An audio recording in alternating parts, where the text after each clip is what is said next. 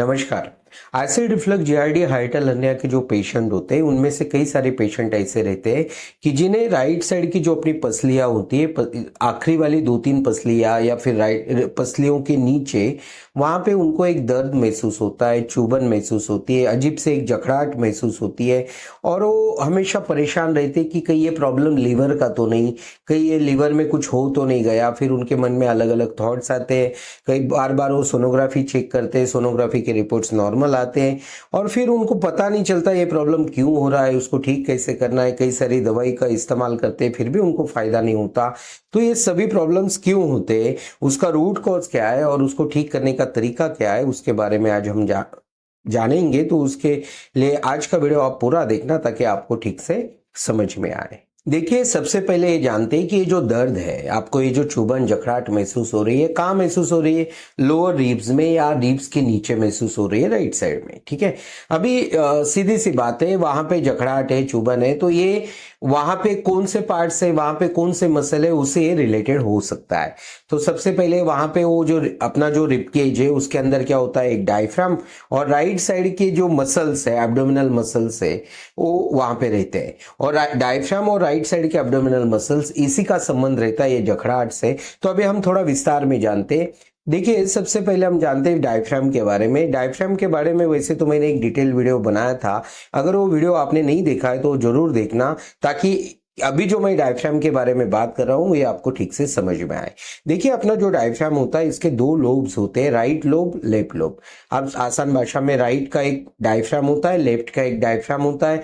Right side का जो diaphragm होता है ये साइज में बड़ा होता है, लेफ्ट साइड का डायफ्राम में साइज में छोटा होता है। अभी सीधी सी बात है, जो बड़ा रहेगा उसमें ऑब्वियस है कि शक्ति ज्यादा होगी। तो राइट डायफ्राम जो होता है इसमें शक्ति ज्यादा होती, लेफ्ट डायफ्राम में उतनी शक्ति नहीं होती, क्योंकि वो उसकी साइज छोटी होती है। ठीक है, और मैंने पिछले कई वीडियोस में बात की है कि हमारा जो ब्रेन होता है ये राइट डोमिनेंट होता है। राइट डोमिनेंट का मतलब क्या है कि हम राइट साइड का ज्यादा यूज करते हैं। देखिए, हम जब भी खड़े रहते हैं तो राइट फुट पे खड़े रहते हैं, जब भी हमें झुकना है तो राइट साइड पे झुकते हैं, जब भी हमें टर्न होना है तो राइट साइड में टर्न होते हैं, जब भी हमें कुछ काम करना है तो राइट साइड में, जब राइट साइड के हाथ से काम करते हैं। कुछ लोग लेफ्टी होते हैं लेकिन मतलब काम करते वक्त तो लेफ्ट हैंड का यूज करते हैं, लेकिन उनमें भी यही प्रॉब्लम रहता है क्योंकि उनमें भी डायफ्राम तो राइट साइड का ही बड़ा रहता है।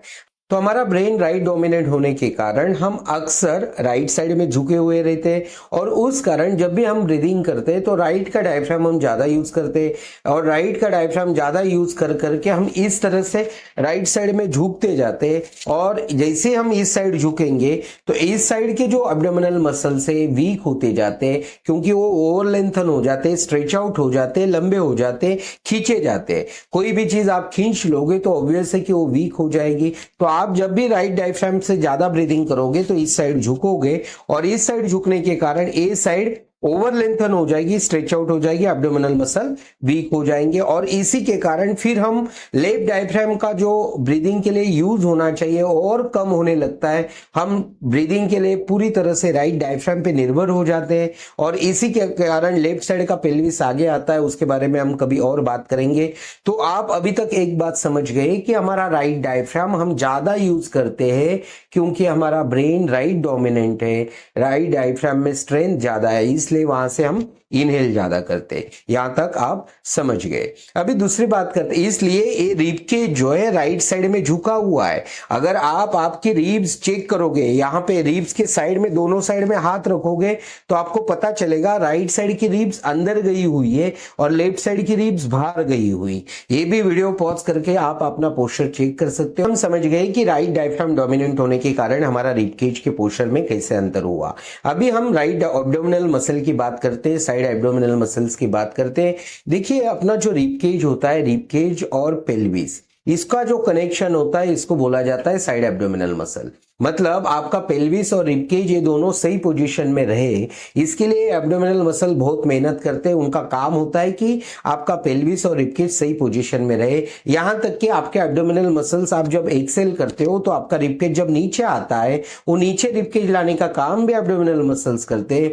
मतलब मैंने कई वीडियोस में बात भी की है कि आपका एक्सेल ये एब्डोमिनल मसल्स पे निर्भर करता है, क्योंकि ये मसल से आपके रिब केज को नीचे ला रहे हैं। और आप सभी को पता है जब तक एक्सेल नहीं होगा तब तक आपका लैक्स इलियस ठीक नहीं होगा। तो अब तक हमने जान लिया राइट डायफ्राम और राइट एब्डोमिनल मसल्स के बारे में। अभी हम जानते हैं कि आप जब खड़े रहते हो तो होता क्या है एग्जैक्टली, होल पोस्चर, बॉडी का पोस्चर कैसे होता है जिस कारण यहां दर्द आता है, उसके बारे में अभी जानते हैं। देखिए, जब भी आप खड़े रहते हो, आप देख लेना, वीडियो पॉज करके चेक कर लेना, आपका वजन राइट फुट पे आएगा। या फिर अगर मैं आपको बोलूं कि आप राइट फुट पे खड़े रहिए तो आप राइट फुट पे आराम से खड़े रह सकते हो, मतलब आपको दोनों फुट रखना है जमीन पे, लेकिन वेट राइट फुट पे अगर शिफ्ट करोगे तो आप एकदम आराम से खड़े रह सकते हो। यही अगर मैं आपको लेफ्ट साइड में करने बोलूं, लेफ्ट फुट पे वजन देके आपको खड़ा रहने बोलूं, तो आप लेफ्ट फुट पे खड़े नहीं हो सकते। अभी कुछ लोग बोलेंगे हम खड़े हो जाते हैं, हम चेक कर रहे हैं, हम खड़े हो गए। अगर वो लेफ्ट साइड के फुट पे खड़े हो रहे तो उनका जो लेफ्ट साइड का घुटना ये स्ट्रेट हो जाता है। जैसे मतलब घुटना ऐसे, घुटना एकदम स्ट्रेट नहीं होना चाहिए जब आप खड़े रहते हो, वो स्लाइटली बेंड रहता है। अगर राइट साइड के फुट को आप ऑब्जर्व करोगे तो राइट साइड का फुट स्लाइटली बेंड है, और राइट साइड का जो घुटना है स्लाइटली बेंड है। यहाँ लेफ्ट साइड में हो क्या रहा है, जब आप लेफ्ट साइड में खड़े रह रहे हो, लेफ्ट फुट पे खड़े रहे हो, तो लेफ्ट घुटना आपने स्ट्रेट कर दिया है।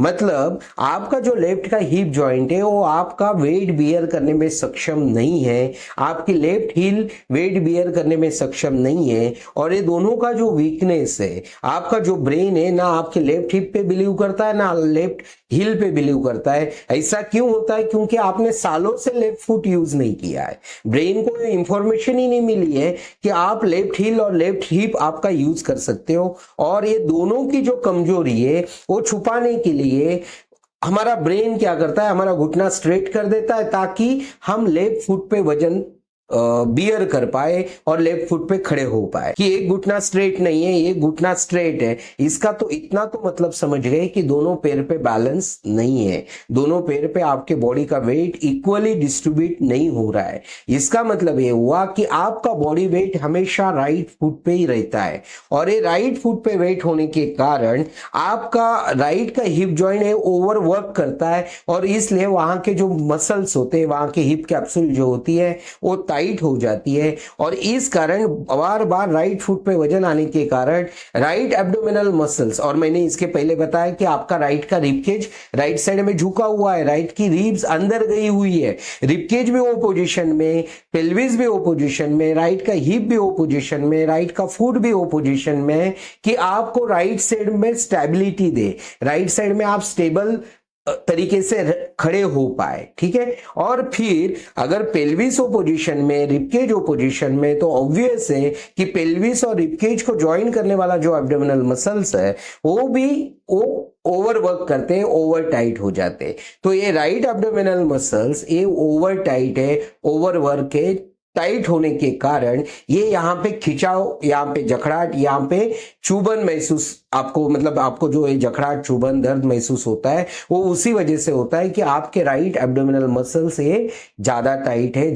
देखिए प्रॉब्लम क्या था, पोस्चर का, सिर्फ खड़े रहने के तरीके से इतना प्रॉब्लम होता है, और हम न जाने इसके लिए कितनी बार सोनोग्राफी करते हैं। कई बार हम डर जाते हैं कि क्या लीवर में तो प्रॉब्लम नहीं होना। डर से मुझे याद आया, मेरे एक दोस्त है, वो डॉक्टर है, वो ड्रिंक करते, बहुत ज्यादा ड्रिंक करते थे, और उनको हमेशा यहाँ चुभन, दर्द महसूस होता था, और उन्हें डर लगता था कि मैं ड्रिंक करता हूँ इसलिए मेरा लीवर खराब हो चुका है, और लीवर खराब होने के कारण वो दर्द है। देखिए वो डॉक्टर है बाय प्रोफेशन, फिर भी उनके मन में वही विचार आया कि यहाँ पे दर्द है तो लीवर ही खराब होगा, और वो डर के मारे लीवर सोनोग्राफी की रिपोर्ट कहीं खराब ना आ जाए, ये सच्चाई तो नहीं बोल सकते, लेकिन ये डर छुपाने के लिए वो सोनोग्राफी नहीं करते थे। कई सालों तक उन्होंने दर्द बर्दाश्त किया, कई सालों तक, फिर वो डर के मारे ड्रिंक कम करने लग गए। लेकिन एक दिन जब उन्होंने मुझसे बात की तो मैंने बोला कि आप एक बार सोनोग्राफी करवा लीजिए। उन्होंने सोनोग्राफी की, उनका रिपोर्ट नॉर्मल आया, फिर मैंने उनको समझाया कि ये दर्द क्यों होता है। देखिए मतलब इसका एक सीधा मतलब है, अगर डॉक्टर ऐसे सोच सकता है तो कॉमन मैन तो सोचना ही है। जिनको मेडिकल फील्ड के बारे में ज्यादा जानकारी नहीं है उनके मन में विचार आना स्वाभाविक रहता है, और ये डर बनने के कारण और आपका पोस्चर खराब होते जाता है। तो आज आप समझ गए कि ये प्रॉब्लम क्यों होता है। अभी हम बात करते हैं इसको ठीक कैसे करना है। देखिए अब तक हमने समझ लिया ये प्रॉब्लम क्यों हुआ, क्योंकि इसकी अगर जड़ देखेंगे कि आप राइट साइड के फुट पे खड़े हो, आपका बॉडी वेट राइट साइड में आ रहा है और आपका लेफ्ट डायफ्राम इनहेल का फंक्शन ठीक से नहीं कर पा रहा है। ये दो कारण है, मुख्य कारण जिसकी वजह से ये प्रॉब्लम हुआ है। तो अभी हम उसको ठीक करने की बात करते हैं। ठीक करने में पहला है ब्रीदिंग टेक्निक्स। ब्रीदिंग टेक्निक्स में करना क्या है, ब्रीदिंग टेक्निक्स इस चैनल की जो भी है उसमें हम ध्यान रखते हैं कि आपका बॉडी वेट राइट साइड से लेफ्ट साइड में शिफ्ट हो, ठीक है, और आपका लेफ्ट डायफ्राम एंगेज करके आपको इनहेल करने में मदद हो। यही ब्रीदिंग टेक्निक का मतलब ऑल ब्रीदिंग टेक्निक्स का मकसद यही है कि आपका वेट लेफ्ट साइड में शिफ्ट हो। तो इस चैनल की कोई भी ब्रीदिंग टेक्निक आप कर सकते हैं। उसमें भी अगर आपको स्पेसिफिक ब्रीदिंग टेक्निक जानना है, आपका पोस्चर का एनालिसिस करना है, तो आप हमसे संपर्क कर सकते हो। दूसरा तरीका है वो आयुर्वेदिक मेडिसिन का। अभी हम बात करते हैं इसमें आयुर्वेदिक मेडिसिन का क्या रोल है। देखिए, आपको क्या था, जकड़ाहट थी, दर्द था, चुभन था, राइट साइड का एब्डोमिनल मसल जकड़ गया है, ओवरवर्क कर रहा है, इस वजह से वहां पे जकड़ाहट है। और वो रिब्स में क्या है, वहां पे भी जकड़ाहट है। और ये जकड़ाहट के कारण आप जब भी चलते हो राइट फुट पे चलते हो, सीधी बात है। तो ये जकड़ाहट क्या है, आयुर्वेद में जकड़ाहट बोला जाता है। जकड़ाहट होती है किसके कारण, वात के कारण। जब शरीर में वात बढ़ता है तो आपका शरीर जकड़ने लगता है, आपके शरीर में दर्द आने लगता है, चुभन होने लगती है। और अगर आपको वात कम करना है तो सबसे आसान तरीका है कि आप जब भी खाना खा रहे हो तो उसका पाचन अच्छा होना चाहिए। और पाचन अच्छा करने के लिए आप आयुर्वेदिक मेडिसिन यूज कर सकते हो। आयुर्वेदिक मेडिसिन से पाचन अच्छा होगा, वेगस अच्छा होगा, वेगस का फंक्शन बढ़ेगा, आपकी बॉडी की जकड़ाहट कम होगी, बॉडी का स्टिफनेस कम होगा। और जब भी बॉडी का स्टिफनेस कम होगा तो आपकी बॉडी जब आप चलते हो तो इजीली मूव होगी। तो जब इजीली मूव होगी तो आपका वेट धीरे धीरे लेफ्ट साइड में भी शिफ्ट होने लगेगा।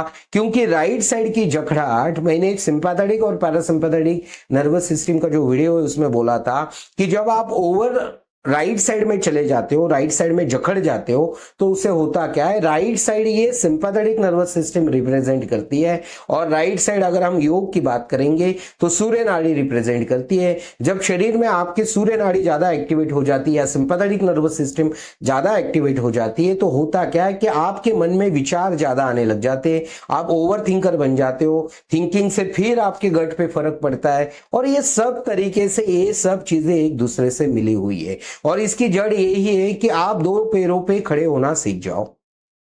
जिस दिन आप दो पैरों पे आराम से खड़े होना सीख जाओगे, समझ लेना आपके बॉडी से हर बीमारी की छुट्टी हो गई, समझ लेना। तो अब तक आप समझ गए कि इसको ठीक कैसे करना है, ये प्रॉब्लम क्यों होता है। तो आप इस चैनल की ब्रीदिंग टेक्निक्स ट्राई करें और अगर आपको मेडिसिन चाहिए तो आप हमसे संपर्क कर सकते हो। ऐसी वीडियोस देखने के लिए चैनल को सब्सक्राइब करें। अगर आपको लगता है ये वीडियो किसी के काम आ सकता है तो इसे ज्यादा से ज्यादा शेयर कीजिए। आपने आज का वीडियो देखा, इसके लिए आपका बहुत बहुत धन्यवाद।